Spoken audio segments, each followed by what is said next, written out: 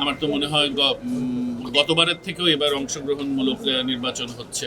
আমাদের অবজারভেশন হচ্ছে যে বিপুল পরিমাণ উৎসাহ উদ্দীপনার সাথে উৎসবমুখর পরিবেশে ভোটাররা অংশগ্রহণ করছে, ভোট কেন্দ্রে যাচ্ছে এবং কোনো রকম বাধা বিপত্তি ছাড়া সুষ্ঠু পরিবেশে, অবাধ সুষ্ঠু নিরপেক্ষ পরিবেশে ভোট দিতে পারছে বলে আমাদের অবজারভেশন এই পর্যন্ত। বাকিটা we have to be careful and সতর্ক থাকা এবং যে যার দায়িত্ব পালনে সুষ্ঠুভাবে যে যার দায়িত্ব যদি পালন করে নাগরিক দায়িত্ব, তাহলে আমার মনে হয় বাকি আর 2-1 ঘন্টা আছে, ইনশাল্লাহ ভোট সারা বাংলাদেশে সুষ্ঠুভাবে হচ্ছে বলে আমাদের প্রাথমিক অবজারভেশন।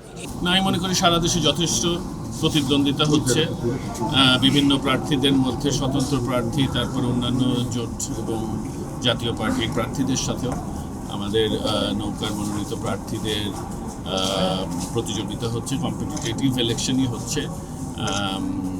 সুতরাং আমরা আপাত দৃষ্টিতে এই পর্যন্ত যে চিত্র আমরা পাচ্ছি এবং ইলেকশনের পূর্বে যে পরিবেশটা আমরা পেয়েছি, অংশগ্রহণমূলক এবং প্রতিযোগিতা, বেশ হাড্ডাহাড্ডি লড়াই হচ্ছে অনেক জায়গায় এবং বেশ ক্লোজ মার্জিনেই আপনারা দেখবেন হয়তো বা রেজাল্টস আসবে বিভিন্ন জায়গায়, সেরকমই মনে হচ্ছে। আমার তো মনে হয় গতবারের থেকেও এবার অংশগ্রহণমূলক নির্বাচন হচ্ছে, আরও বেশি ভোটার টার্ন আউট হয়েছে, উপস্থিতি হয়েছে এবং আপনারা দেখছেন লাইন, তো আমরা সন্তুষ্ট। তারা সেই চেষ্টা করছে, আপনার প্রশ্নের মধ্যে উত্তর লুকায়িত রয়েছে যে তারা সেই চেষ্টা করছে।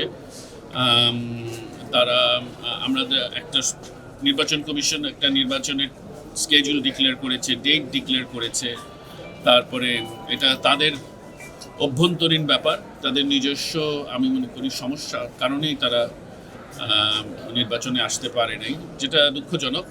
কিন্তু আর যে নাশকতাগুলো সেগুলো তো জনগণ বর্জন করেছে, আপনারা দেখতে পাচ্ছেন জনগণ তাদের সাথে নাই এবং জনগণ ঘৃণ্য ভরে তাদেরকে দেখছে যে সম্প্রতি তাদের কার্যকলাপে যেখানে জনগণ ভোট দিতে চাচ্ছে, সেখানে একটা দল জনগণকে প্রতিহত করার চেষ্টা করছে অবান্তর অসহযোগ আন্দোলনের নামে, তারপরে অগ্নিসন্ত্রাস এবং সন্ত্রাসী তাদের কার্যকলাপ চলমান রেখেছে।